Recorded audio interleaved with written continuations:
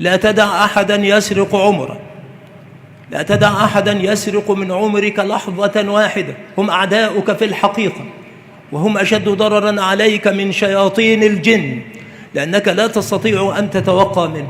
أقبل على شأنك واحرص على عمرك، والوقت الذي تجد فيه عندك فراغا أنفقه على أولادك، اجعله في بيتك، قلل من علاقاتك، فكثرة العلاقات شر محض ولا يأتي من ورائها خير، وإنما هي تبديد للعمر وإهلاك للصحة وضياع للعقل والفكر، ولا تحصل من ورائها خيرا قط. فقلل علاقاتك ما استطعت. كل العلاقات الباطلة لا قيمة لها، يجب عليك أن تقطعها، وكل العلاقات التي تستطيع أن تقطعها من غير مضرة عليك في دين ولا دنيا اقطعها.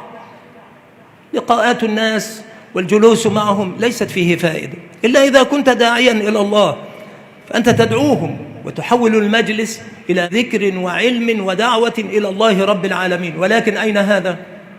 هم لا يدعونك. ومعلوم أن القاعدة أنك مهما كنت بين الناس إذا لم تكن داعيا ستكون مدعوا.